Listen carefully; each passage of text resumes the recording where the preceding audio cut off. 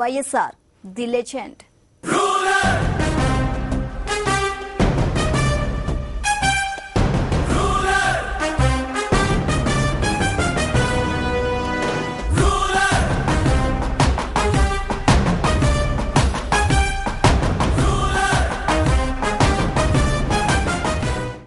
అధికారంలో ఉన్నా ప్రతిపక్షంలో ఉన్నా ప్రజల కోసం ఆలోచించే మహా వ్యక్తి వైఎస్ రాజశేఖర్ రెడ్డి.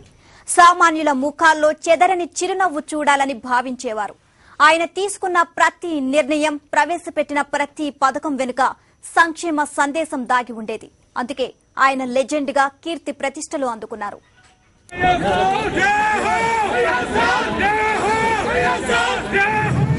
వైఎస్ రాజశేఖర్ రెడ్డి ఆయన ప్రజల మనిషి, ప్రజలతో మమేకమైన నాయకుడు. ప్రజా సమస్యల పరిష్కారానికి అలుపెరగకుండా ప్రయత్నించిన కర్మ వీరుడు. ఎన్నో ప్రయోజనకర కార్యక్రమాలకు శ్రీకారం చుట్టిన స్వాప్నికుడు.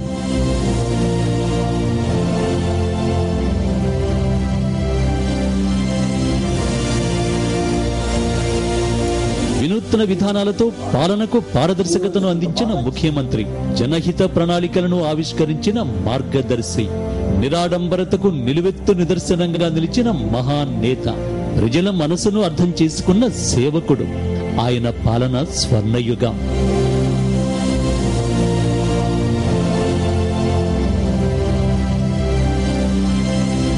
విపక్ష నేతగా ప్రజా సమస్యల్ని తెలుసుకునేందుకు 3 నెలల పాటు మండు టెండల్లో 1475 కిలోమీటర్ల పాదయాత్ర చేసిన సాహసి.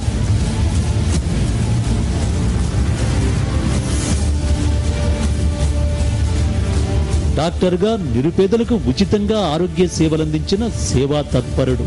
ఈ సేవాభావమే ఉత్తరోత్తర ఆరోగ్యశ్రీ లాంటి పథకాలను అమలు చేయడానికి దోహదపడింది.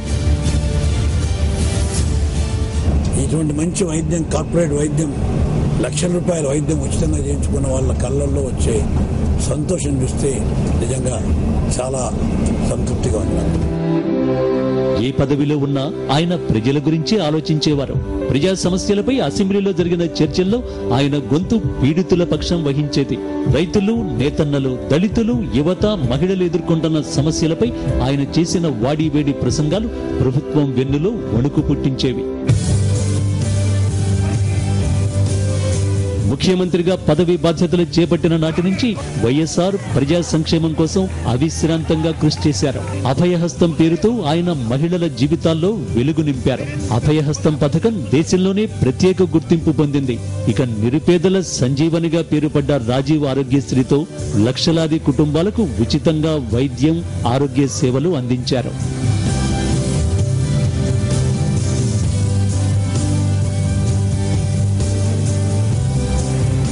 108, 104 సేవలతో అందరికీ ఆరోగ్యమన్న నినాదానికి కార్యరూపమిచ్చారు.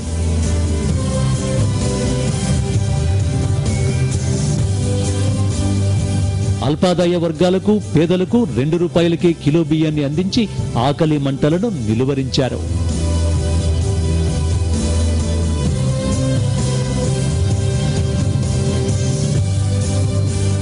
హరితాంధ్రప్రదేశ్ లక్ష్యంగా వ్యవసాయానికి అత్యధిక ప్రాధాన్యమిచ్చారు వైఎస్ఆర్.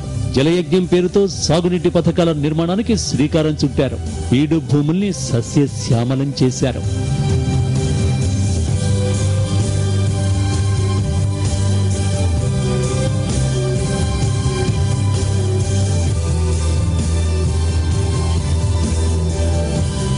గుడిసెలు, మురికివాడలు లేని రాష్ట్రంగా తీర్చిదిద్దే ప్రయత్నంలో భాగంగా నిలువ నీడలేని నిరుపేదలకు సొంత ఇళ్లు సాకారం చేసే దిశగా ఆయన ప్రారంభించిన ఇందిరమ్మ పథకం దేశానికే ఆదర్శంగా నిలిచింది. ప్రతి మహిళను లక్షాధికారిని చేయాలని ఆయన నిరంతరం తపించేవారు. అందులో భాగంగా ఆయన ప్రవేశపెట్టిన పావలా వడ్డీ పథకంతో మహిళా స్వయం సహాయక సంఘాలు ఆర్థిక సాధికారతను సాధించాయి.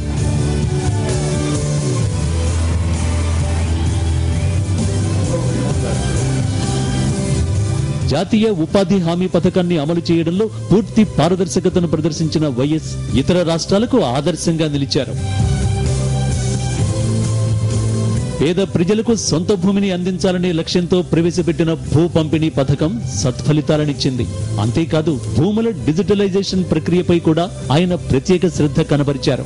అటవీ ప్రాంతంలో నివసించే గిరిజనులందరికీ భూములు ఇవ్వాలనే సదుద్దేశంతో గిరిజనులకు భూ పట్టాల పంపిణీ పథకాన్ని అమలు చేశారు.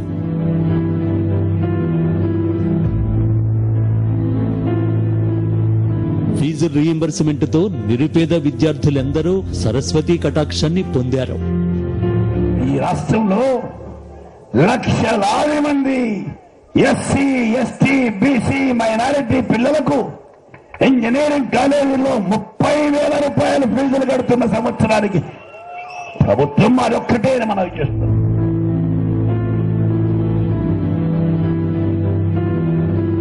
ప్రపంచ శ్రేణి నగరంగా హైదరాబాద్ను తీర్చిదిద్దేందుకు కూడా సంకల్పించారు వైఎస్ఆర్. దీనికోసం ఆయన ఇండస్ట్రీ ఫ్రెండ్లీ విధానాలను ప్రవేశపెట్టారు. పరిశ్రమలు నెలకొల్పడానికి దేశంలోనే 2వ అత్యుత్తమ నగరంగా హైదరాబాద్ను గుర్తించింది ప్రపంచ బ్యాంక్. ఆయన హయాంలో ఏర్పాటైన శంషాబాద్ అంతర్జాతీయ విమానాశ్రయం ఇప్పుడు ప్రపంచంలోనే అధునాతన ఎయిర్పోర్టుగా గుర్తింపు పొందింది.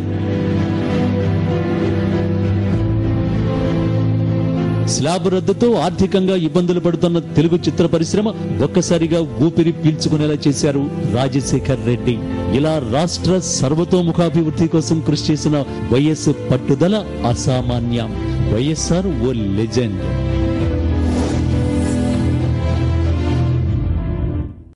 మాన్సాంటో కంపెనీ వ్యవసాయ రంగంలో బహుళజాతి కంపెనీ. అటువంటి బహుళజాతి కంపెనీకి వ్యతిరేకంగా పత్తి విత్తనాల దానికి సంబంధించి ఆయన పోరాటం చేసి దాన్ని మెడలు వంచి 750 రూపాయలు, 1900 రూపాయలు, 1400 రూపాయలు ఉన్నదాన్ని 750 రూపాయలకి తీసుకురావడం అనేటువంటిది.